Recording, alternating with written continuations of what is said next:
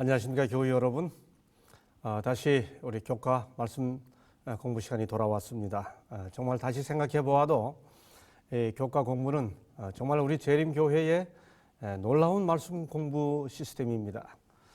전 세계에 흩어져 있는 우리 성도들이 같은 시기에 같은 주제를 가지고 같이 말씀을 연구하면서 함께 이렇게 신앙적 영적 교제를 나눌 수 있다는 것은 정말 우리 재림교회가 가지고 있는 이 세계 교회의 놀라운 특권이 아닐 수 없죠. 함께 말씀을 공부하신 우리 성도 여러분, 좀 은혜가 있고 행복하시죠? 자, 이번 제 9과는 시험, 시련 그리고 목록, 조금 연결되지 않는 주제들입니다만 이런 제목으로 그동안 에스라부터 느헤미야까지 1, 2주 차에 전체적인 역사를 한번 훑어보았고, 그 다음에 주제를 따라 쭉 살펴보면서 특별히 최근에 한 3주에 걸쳐서는 느헤미야의 중간 부분, 느헤미야 7장, 8장, 9장 등등을 함께 살펴보지 않았습니까? 지금은 다시 돌아가서 그동안 에스라부터 느헤미야까지 쭉 살펴보면서 빠진 부분들, 좀 넘어 지나갔던 부분들을 다시 한번 다 이렇게 채워서 살펴보는 시간이 되겠습니다. 우리가 에스라 1장을 공부할 때 그 고레스 왕이 조서를 내렸다는 사실 외에 그 뒷부분에 나오는 내용, 또 에스라 2장에서 귀한 명단이 나오고 그 뒤의 내용, 그런 부분들의 의미를 살펴보게 될 것이고, 또 에스라 8장에서 그 아닥사스다 왕 제 두 번째 귀환령 때 참여한 사람들 중에 어떤 특정 직능을 가진 레위 지파 사람들이 오지 않았던 사건의 의미 등등을 살펴보고, 또 느헤미야 11장에서 그 사건이 주는 의미를 이렇게 살펴보게 되겠습니다. 자, 우리 그걸 이해하기 위해 전체 역사를 다시 한번 좀 환기하겠습니다. 지금 이 사건들은 모두 다 바벨론의 포로 잡혀갔던 유대 백성들이 이제 그 바벨론이 메데 바사에 정복당한 이후에 고레스 왕으로부터 시작해서 고국으로 돌아가도록 조치받는 사건에 관한 내용들입니다. 그래서 그 귀환령이 세 차례에 걸쳐 내려지지 않습니까? 첫째 돌아가게 했던 것이 고레스 원년입니다. 다니엘 6장과 9장에 보면 다니엘이 그때 아주 70일에가 찼다는 사실을 알고 깊은 기도를 하죠. 그것이 계기가 돼가지고 고레스 에스라 1장에 나오는 대로 고레스 원년에 이르러서 스룹바벨과 여호수아의 지도하에 돌아가서 성전을 재건하게 됩니다. 그 후에 중단됐던 다리오에 의해 중단됐던 성전 재건이 다리오에 의해 다시 이제 재시도되고, 거기는 뭐 포로들의 귀환은 없죠. 중단됐던 것이 다시 되도록 됐고, 포로 귀환과 관련해서는 이제 아닥사스다 7년 때, 이게 바로 에스라 7장에 나오는 내용이죠. 그래서 다시 돌아가게 됩니다. 요 두 귀환령 사이에 있었던 일이 바로 에스더 사건이죠. 그 다음에 느헤미야로 건너와서 아닥사스다 20년 때 그 세 번째 귀환령이 내려집니다. 느헤미야가 금식기도를 하면서 느헤미야가 이 지도를 따라서 예루살렘 성벽 중건을 하게 되죠. 자, 이런 사건들 하나하나 사이에 있었던 우리가 이제 지나갔던 내용들, 요런 큰 귀환령의 세 차례에 걸친 귀환령의 역사가 흐르는 중에 사이사이에 있었던 일의 의미들을 오늘은 공부하는 시간이 되겠습니다. 먼저 에스라 1장 이야기입니다. 자, 에스라 1장에서 이 교과 저자는 역사의 하나님이라고 하는 그 제목으로 하나님께서 정말 역사의 주관자라는 사실을 이 에스라 1장 사건에서 확인할 수 있다는 겁니다. 그걸 이제 초점을 거기다 맞춥니다. 저는 교과책에 나오는 나머지 내용들은 다 생략하고요. 에스라 1장에서 특별히 의미가 있는 부분을 딱 추려내어 한 부분을 강조하겠습니다. 바로 그게 뭔가, 에스라 1장 7절부터 11절을 읽어보죠. 자, 거기 보면 고레스 왕이 유대 백성들에게 고향으로 돌아가서 고국으로 돌아가서 성전을 지으라라고 말한 다음에 그 다음에 고레스 왕이 그런 조서를 내렸을 뿐만 아니라 하나의 조치를 취해 줍니다. 그게 뭔가? 고레스 왕이 또 여호와의 성전 그릇을 꺼내니, 옛적에 느부갓네살이 예루살렘에서 옮겨다가 자기 신들의 신당에 두었던 것이라. 고레스가 조서를 내려서 유대 백성들로 하여금 고국으로 돌아가게 해준 다음에 고레스 왕이 그 다음에 한 조치가 뭐냐? 바로 했던 조치가 여호와의 성전 그릇을 꺼내서, 지금 계속 그릇이 강조됩니다. 그 다음에 그 그릇들을 꺼내요. 세워서 유다 총독 세스바셀에게 넘겨주니, 그 수는 그릇 아주 구체적으로 이야기하죠. 금접시가 몇 개고, 은접시가 몇 개고, 뭐 칼이 몇 개고, 금 대접이 몇 개고, 예, 아주 지금의 우리들이 성경을 읽는데 이게 뭐가 중요한가 하는 느낌이 들 만큼 조금은 사소해 보이는 듯한 것들을 아주 세밀하게 기록하고 있죠. 그렇게 해서 그릇. 여러분 에스라 1장 읽어보세요. 여호와께서 고레스의 마음을 감동하사 그 다음에 조서를 내리게 했는데 돌아가서 성전을 지으라 했다. 이 거대한 이야기 뒤에 그 고레스가 실제로 내렸던 조치, 그 조서 칙령을 내린 것에 이어서 했던 조치가 여호와의 성전 그릇을 꺼냈다 하는 이야기가 그 1장 나머지 뒷부분 끝까지 이어집니다. 이게 도대체 무슨 의미가 있을까요? 자, 여기 다니엘 1장 2절에 보면 여기 에스라 1장에서 말한 것처럼 옛적에 느부갓네살이 예루살렘에서 옮겨다가 자기 신들의 신당에 두었던 것이다 한 대로 다니엘 1장 2절에 보면 주께서 유다 왕 여호야김과 하나님의 전 그릇 얼마를 그의 손에 넘기심에 그가 그것을 가지고 신할 땅 자기 신들의 신전에 가져다가 그 신들의 보물 창고에 두었더라. 지금 에스라 1장 7절은 바로 이 이야기를 하고 있는 거죠. 옛적의 느부갓네살이. 여러분, 이게 왜 의미가 있을까요?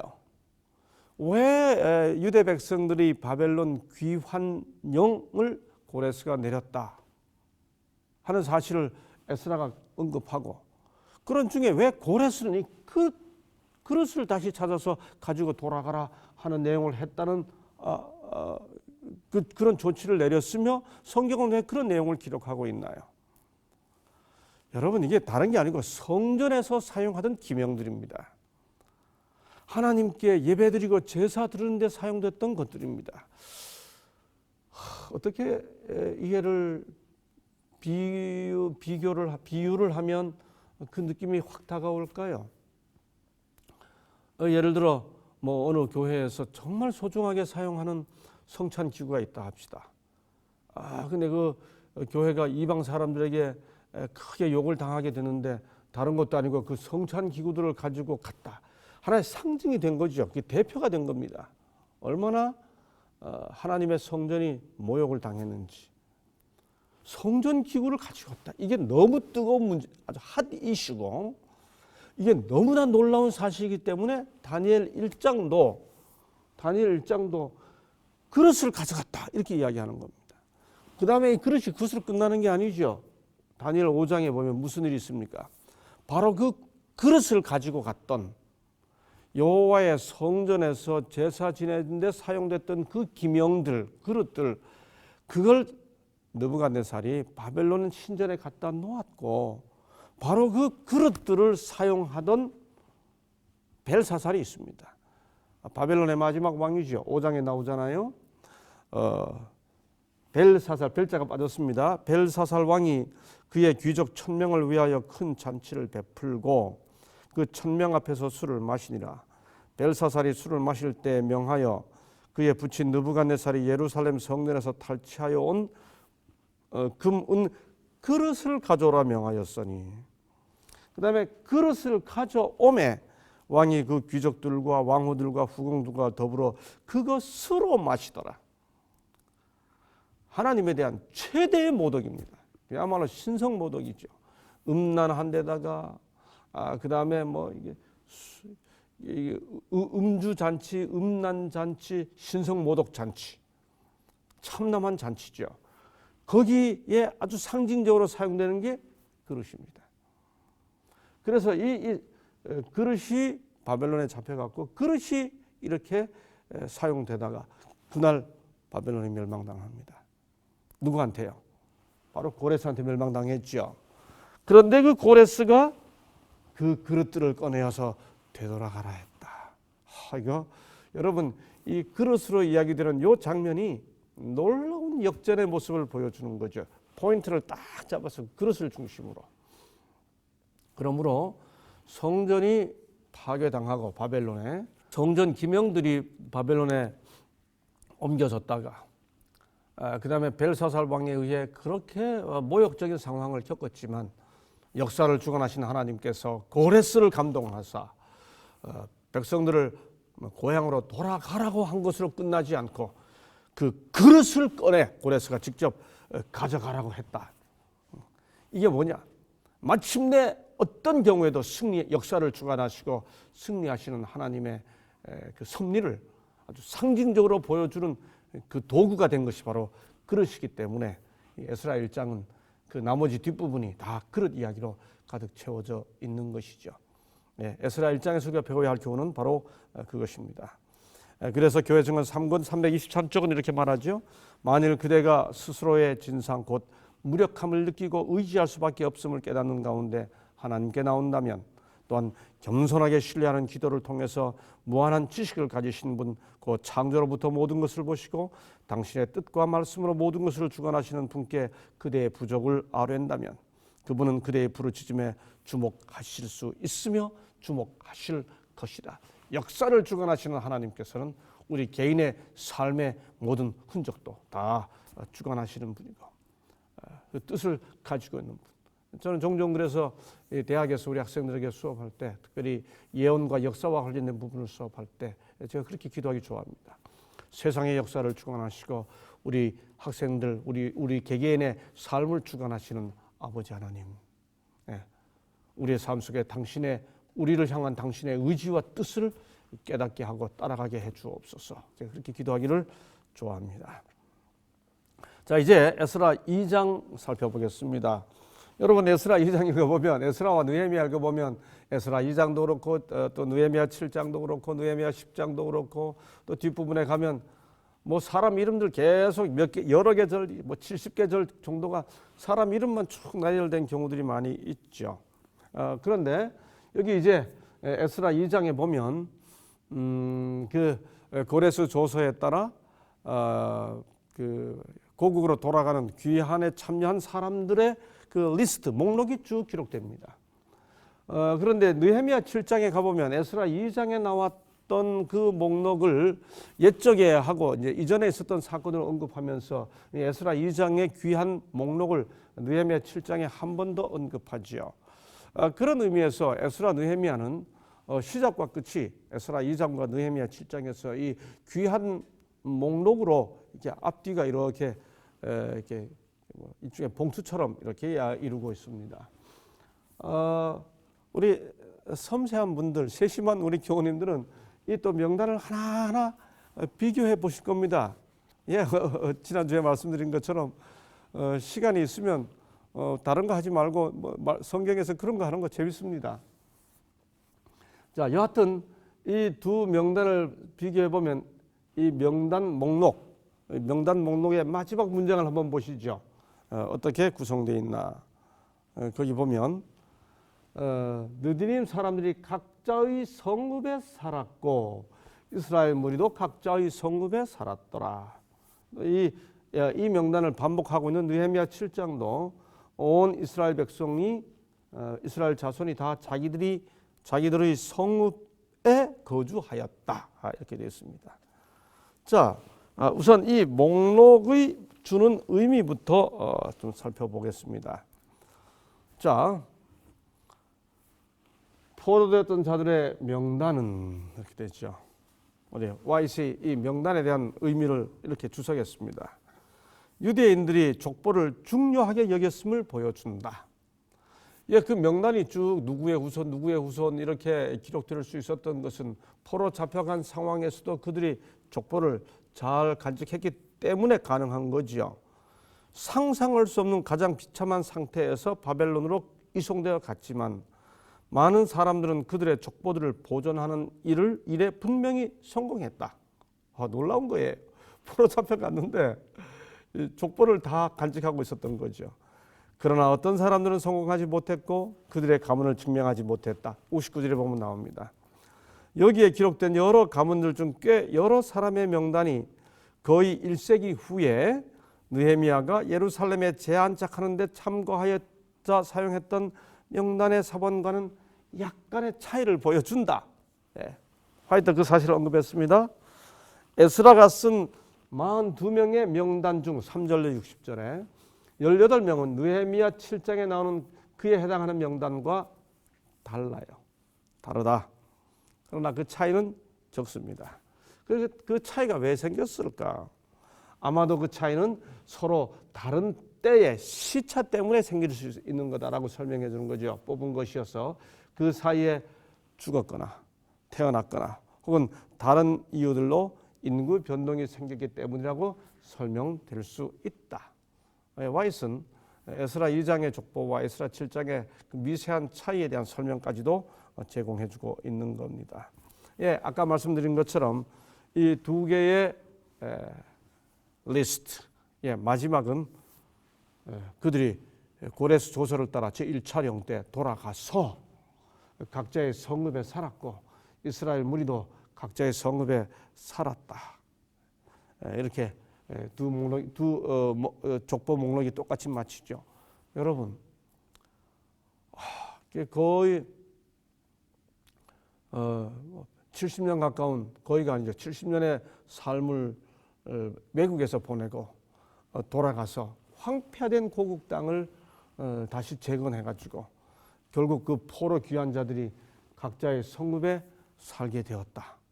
이거 놀라운 일이죠. 정말 놀라운 일입니다. 그런데 그것을 기록하고 있는 족보 이야기, 귀한 자들의 명단이 뭐가 그렇게 소중하냐? 성경에서 이런 걸 기록하는 것의 의미입니다. 제일 여기 보시는 것처럼 이런 걸 기록하게 하시는 하나님 무슨 뜻이에요? 첫째는 굉장히 사소하고 오늘 우리가 보기에는 별 관심이 없는 것들도 하나님은 관심을 기울이신다. 그런 뜻이 되겠죠. 뿐만이 아닙니다. 아마도 이 사람들은 귀한 자들이니까 여러분 어디에 살기가 더 편리합니까? 당연히 이미 70년을 살았던 고국을 떠나 살게 된 곳이 훨씬 더 편리하죠. 당시 바벨론은 오늘날 그야말로 초강대국 같이 그렇게 번성한 그곳이 문명 국가입니다. 예루살렘보다. 바벨론에 가서 70년을 살다 보면 고고학적 발견물들에 의해서도 보면요, 그 당시 유대인들이 굉장히 고급 부유하고 또 교육을 많이 받은 그런 공동체를 이루고 살고 있었습니다. 그런데 그들이 돌아갔어요. 이건 수고를 아주 선택한 거죠. 그래서 돌아가서 하나님의 명령을 따라 그 재건하는, 성전을 재건하고 성읍을 재건하는 일에 참여한 사람들 수고 많이 한 것입니다. 이런 사람들의 후손들이 수고했다 하는 것을 기록을 통해 확인시켜 주는 거죠. 다시 말해 하나님의 사업에 수고하고 노력한 사람들을 기억하시는 하나님. 우리는 족보에서 그런 것들을 배울 수 있죠. 선지자 왕 676쪽입니다. 성전과 예루살렘 성벽을 재건할 때 그들은 여러 가지 경험들을 겪었고 강한 반대를 당했다. 이 사업의 지도자들이 진 부담은 무거웠으나 이 사람들은 확고부동한 신념과 겸손한 정신과 하나님께 대한 굳은 신뢰심을 가지고 전진했고 그들은 하나님께서 당신의 진리를 승리로 이끄실 줄을 믿었다. 이렇게 수고를 했다. 그 말씀입니다. 자, 이제 에스라 8장의 교훈을 함께 살펴보도록 하겠습니다. 에스라 8장은 에스라 몇 장 다음이죠? 저는 이런 질문 잘 드리죠. 에스라 7장 다음입니다. 에스라 7장은 우리 재림 성도들이 반드시 기억해야 하는 대단히 중요한 장이죠. 아닥사스다 제7년에 내린 2300조의 기산점이 되는 바로 그 아닥사스다의 명령, 고레스 다리오 아닥사스다를 이어서 이루어진 하나님의 명령으로서의 에스라 6장 14절, 하나님의 명령으로서의 아닥사스다 조서가 기록된 에스라 7장. 그게 뭐죠? 제2차 귀환령이었죠. 에스라 8장은 바로 그 사건이 있은 다음 장입니다. 돌아가라 했습니다. 그래서 에스라 8장에 보니까 아닥사스다 왕이 위에 있을 때에 나와 함께 바벨론에서 올라온 족장들과 그들의 계보는 이러하니라. 또다시 그 제2차 귀환령에 참여한 그 명단을 쭉 나열합니다. 근데 이제 이번의 경우는 문제가 좀 생겼습니다. 어떤 문제가 생겼나요? 읽어보겠습니다. 비느하스 자손 중에서는 게르솜이요, 이다말 자손 중에서는 다니엘이요, 다윗 자손 중에서는 핫두스요. 쭉 기록되다가 15절, 내가 무리를 아하와로 흐르는 강가에 모으고 거기서 3일 동안 장막에 머물며 백성과 제사장들을 살핀 즉, 그다음 뭐예요? 그 중에 레위 자손이 한 사람도 없는지라. 우리 교우님들, 바벨론 포로 귀환에 레위 자손들이 한 번도 안 모였다, 그렇게 생각하시면 안 됩니다. 이게 이제 아닥사스다 7년 조서 때 레위 자손이 참여하지 않았습니다. 고레스 때는 참여했나요? 참여했습니다. 그거 좀 이따 살펴보고요. 여하튼 유대인들의 귀환은 사실 하나님께서 약속하신 놀라운 예언이에요. 그 예언의 성취입니다. 하나님께서 이미 그렇게 예언하셨잖아요. 예레미야 입을 통해서 우리 다 확인했었죠. 여러분, 그런데 아까 말씀드린 것처럼 예언이 성취되긴 하지만 그 당사자들 입장에서 생각해 보세요. 70년의 세월을 그 시대 초강대국이고 초문명 국가인 바벨론에 가서 이미 70년의 세월을 보냈습니다. 현실적으로나 경제적으로나 터를 잡았고요. 터를 잡다 보니까 굉장히 문명을 누리는 안정된 삶을 살 수 있는 그런 상황입니다. 교육도 많이 받고요. 그런 세월을 보내고, 그런 70년의 세월을 보내고 이제 다시 황폐화되어 있던 고국으로 돌아간다는 일은 절대로 쉬운 일이 아닙니다. 그 당시 현실적으로 살고 있는 사람들 입장에서는. 그래서 많은 유대인들이 바벨론에 머물기를 선택했습니다. 우리가 탈무드의 역사를 봐도 이 바벨로니안 탈무드가 있고요. 그 다음에 이 팔레스틴 탈무드가 있는데 이 바벨론 탈무드가 훨씬 더 세련됐습니다. 그들이 교육을 잘 받고 그 교육 전통이 이어졌기 때문에 그런 거죠. 예. 그러므로 이 당시에 포로 귀환 명령을 듣고 모든 사람들이 다 응했던 것 아니에요.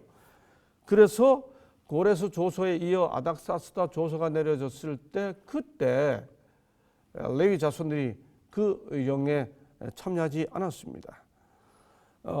모든 조서에 다 참여하지 않았던 것 아니에요. 우리 확인해 봅시다.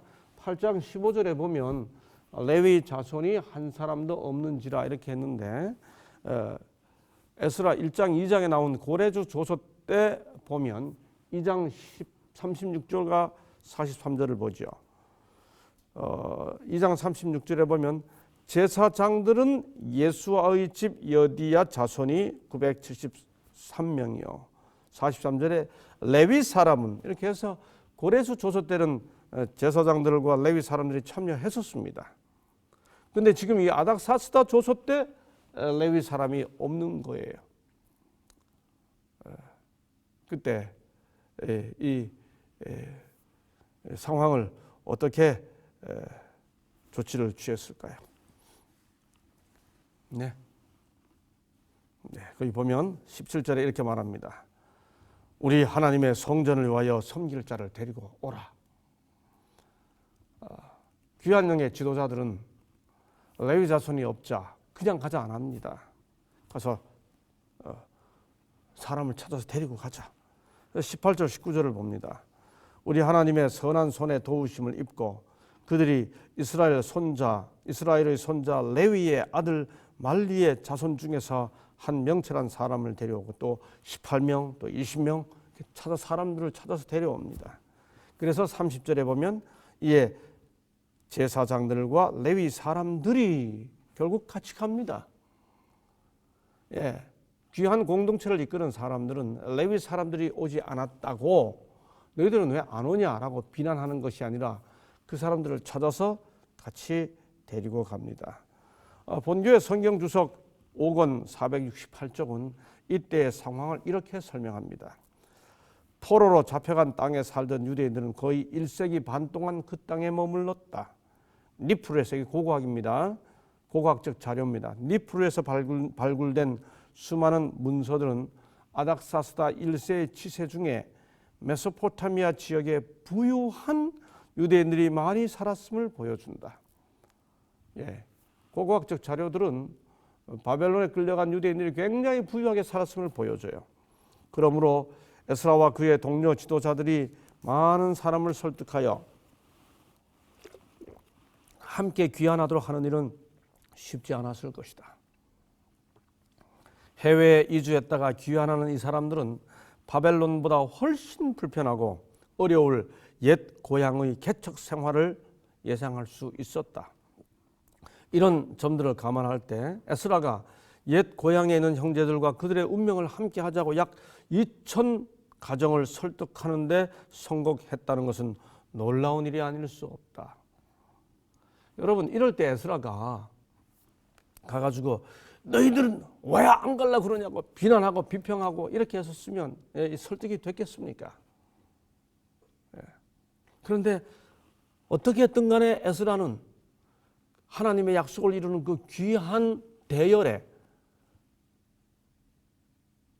하나님께 예배를 드리기 위해 레위 지파 사람들을 설득해서 데려간 거예요.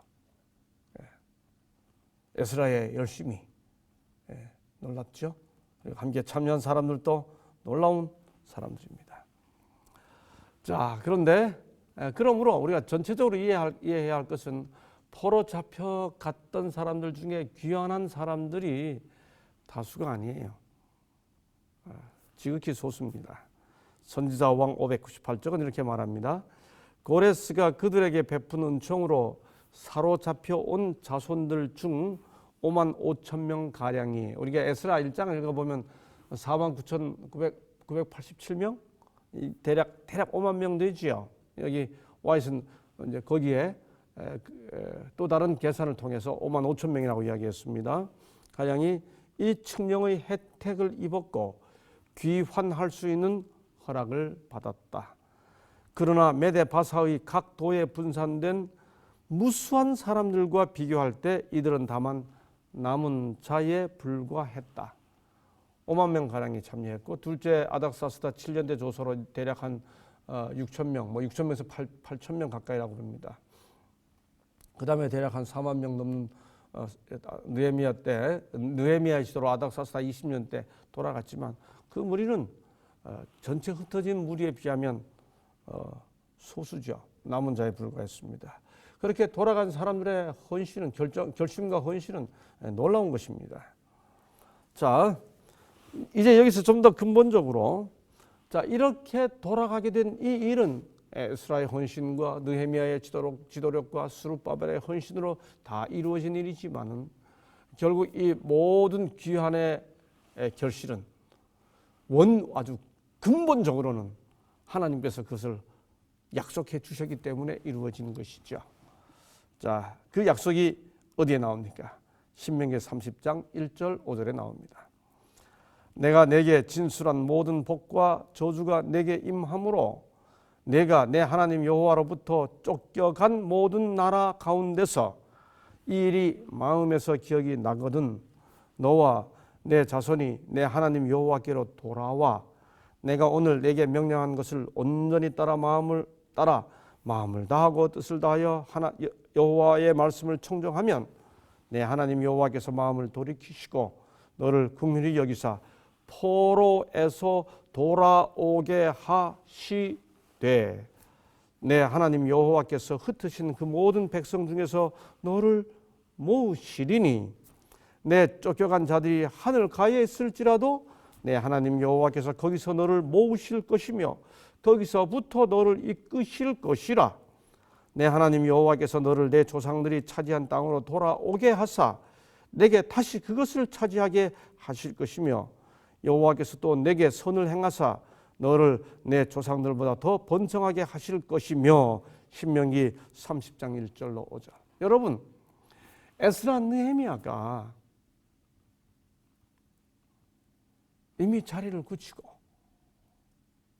어쩌면 편안하게 살아가고 있는 그 고국의 백성들에게 돌아가자고 권면할 때 무엇을 근거로 그렇게 말했을까요? 바로 이 약속의 말씀입니다. 하나님께서 이렇게 약속하지 않았냐? 하나님의 약속이 있으니까 돌아가자. 하나님은 분명히 그 약속을 이루시는 분이시다. 그러니까 그 당시 에스라 느헤미야, 스룹바벨 에스라 느헤미야가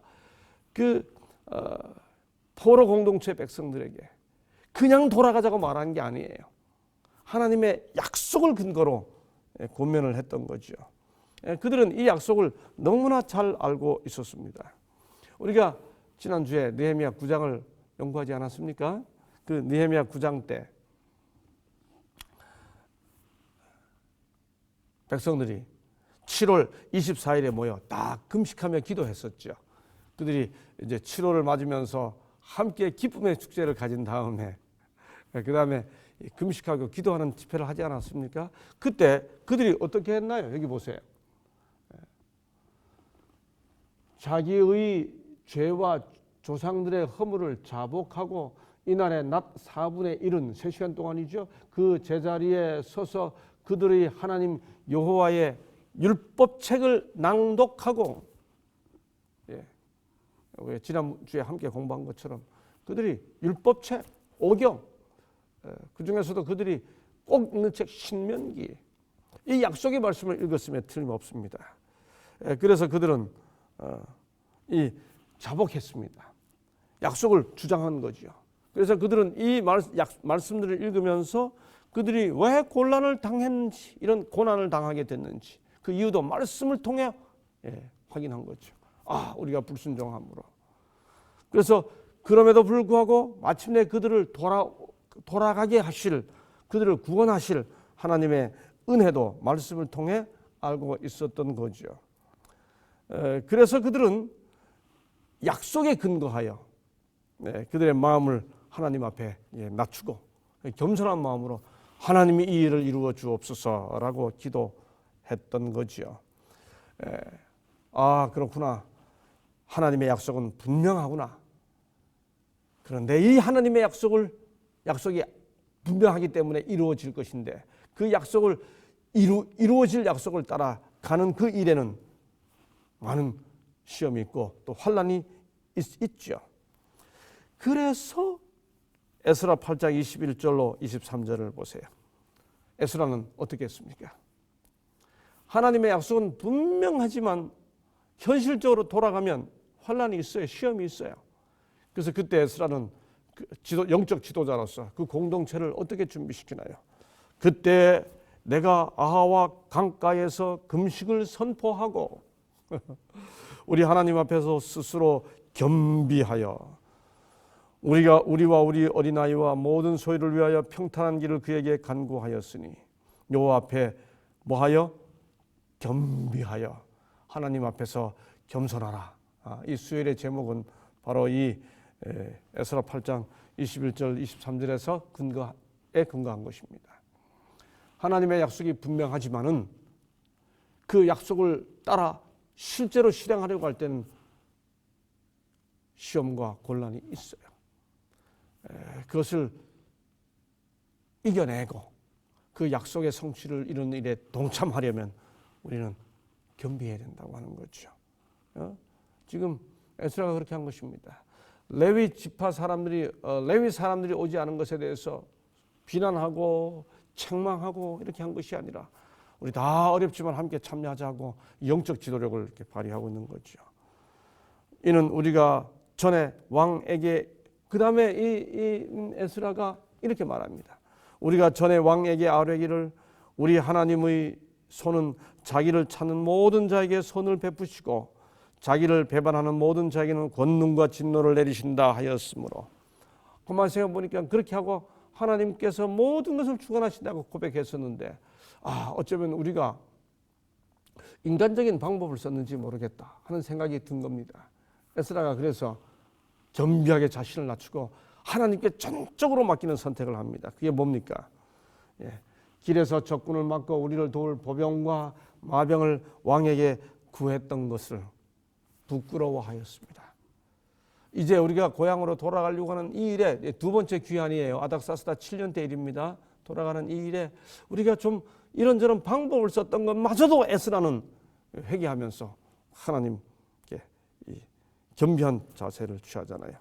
그러므로 우리가 이를 위하여 금식하며 우리 하나님께 간구하였더니 그의 응답하심을 입었느니라. 물론 준비하는 것이 절대로 비신앙적 아닙니다.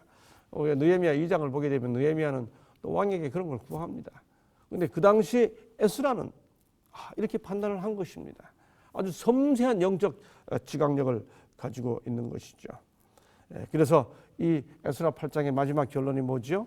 첫째 달 12일에 우리가 아하와 강을 떠나 예루살렘에 갈새, 그 다음 우리 하나님의 손이 우리를 도우사 대적과 길에 매복한 자의 손에서 건지신지라. 이렇게 결론을 내립니다. 귀환하는 일도 절대로 쉬운 일이 아니었기 때문에 그런 것이죠.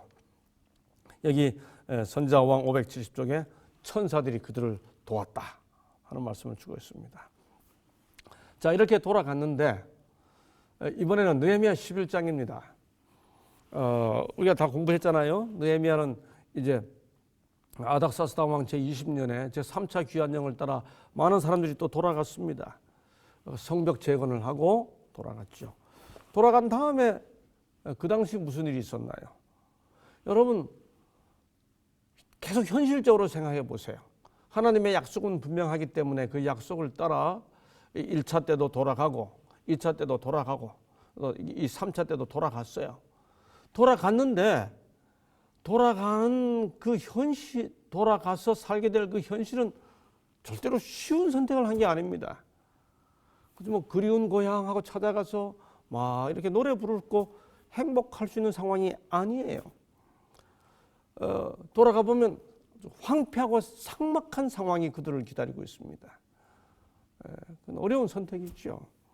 그래서 그들이 또 돌아갔을 때 부딪히게 된 현실입니다. 백성의 지도자들은 예루살렘에 거주하였고 그 남은 백성은 제비 뽑아 10분의 1이 거룩한 성 예루살렘에서 거주하게 하고 10분의 9는 다른 성읍에 거주하게 했습니다. 이게 무슨 의미가 있을까요? 예루살렘에 거주하는를 자원하는 모든 자를 위하여 백성들이 복을 빌었느니라 했고 또 그 중에서 예루살렘에 거주하기를 자원하는 사람들이 있었습니다. 그런데 백성들이 그들을 위해 복을 빕니다. 이게 무슨 뜻일까요? 여러분 교과책은 이렇게 설명하죠. 예루살렘은 도성이에요. 여러분 그 당시 백성들이 살기가 예루살렘에 사는 것하고 예루살렘 바깥 성읍이라 그러지만 그 성읍은 이게 촌락을 이루고 있는 성읍이 있죠. 다른 곳에 사는 것하고 어느 것이 더 살기 편했을까? 귀한 포로들 중에 예루살렘에 살 사람들이 반드시 있어야 했습니다. 그런데 고대는 도시보다 시골에서 사는 것이 훨씬 편리했습니다. 물려받은 토지가 있었기 때문이죠. 그러므로 예루살렘에 사는 것은 일종의 희생을 선택하는 것이었습니다. 그들이 이미 익숙해진 바벨론에서 황폐화된 고국으로 돌아왔지만 황폐화된 예루살렘에 거주하는 것보다 오히려 물려받은 토지가 있는 곳으로 가는 것이 더 편리했습니다. 그래서 예루살렘에 살기로 선택하는 것은 일종의 희생이었어요.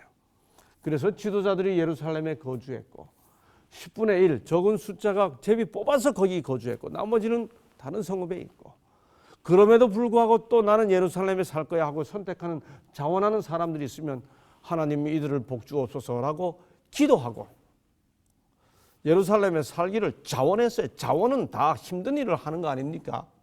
그렇죠? 그들을 복주는 이런 일이 있었던 거죠. 예, 이 교과 저자는 바로 이 장면에서 오늘날 도시 전도하는 것에다 적용을 합니다. 도시 사는 게 좋아서 산다기보다는 어쩌면 더 힘든 걸 선택할 수 있어요. 저도 아주 그 절감합니다. 제가 이렇게 이제 강원도로 돌아가서 그 전원 속에 이렇게 거처를 마련하고 살다 보니 정말 전원의 삶이 얼마나 이렇게 도시 생활보다 좋은지를 아주 실감하고 있습니다. 예, 그런 의미에서 우리가 도시에 살면서 영혼을 전도하는 일에 바친다면 어쩌면 그것은 도전적인 선교적 자원이 되겠죠. 그래서 이 교과 저자는 바로 여기서 그렇게 적용해 주고 있습니다. 우리 교과는 느헤미야 12장에 보면 또 긴 명단이 나오잖아요. 느헤미야 12장 27절 47절에 또 나오는데 이번 교과에서 이 부분을 공부하면 참 흥미가 있습니다만 굉장히 복잡하고 긴 내용이기 때문에 여기서 또 설명하면 상당히 길어질 것 같아 PPT 자료로 우리 본교회 성경 주석에 나와 있는 그 명단을 비교한 걸 제가 카피해서 PPT 명단으로 올려드리니까 다운로드 받으셔가지고 함께 비교하면서 스스로 공부해 보시기 바랍니다. 자, 오늘 공부한 전체 내용은 에스라 1장과 2장과 8장과 느헤미야 11장, 에스라 느헤미야 전체를 살펴보는 중에 각각의 그 귀한 사건 때마다 빠졌던 내용들, 다루지 않았던 내용들의 의미를 살펴보았습니다. 종합해 보면 에스라 1장에서 거기 고레스가 조서를 내리면서 그릇을 갖고 가게 해줬다. 하나님의 역사 주관은 여전히 살아있다고 하는 거죠. 에스라 2장에서 우리가 뭘 살펴봤습니까? 제가 귀한 명단이 쭉 나오죠. 그 귀한 명단이 쭉 나온다는 것은 무슨 의미예요? 하나님은 수고한 자들의 이름을 기억하신다. 사소한 것도 결코 스쳐 지나가지 않으신다. 그리고 그들이 수고하여 마침내 각각 거주를 이루게 되었다. 그런 사실을 말해주죠. 레위 사람들이 참여하지 않았던 사건의 의미, 실제로 그때는 돌아가는 일이 굉장히 어려웠다고 하는 사실. 그럼에도 불구하고 에스라는 비난하거나 뭐 이렇게 비평하거나 하지 않고 설득해서 함께 참여하여 마침내는 다 돌아가게 해주는 그 선택이 놀라운 영적 지도력을 발휘했고 마침내는 또 하나님의 약속을 붙잡고 이루어지는 그 일을 우리 함께 헌신함으로 이루자라고 해서 돌아가서도 또 느헤미야는 돌아가서도 기도함으로써 더 어려운 것들을 제비뽑고 또 자원하는 그런 모습으로 하나님의 뜻을 이루어가고 있다 하는 것들을 살펴보았습니다. 이번 주 이 전체의 내용들이 또 우리들의 삶에 적용되면서 은혜로운 그런 교과 공부 시간이 되었으면 좋겠습니다. 오늘은 여기까지 하겠습니다. 감사합니다.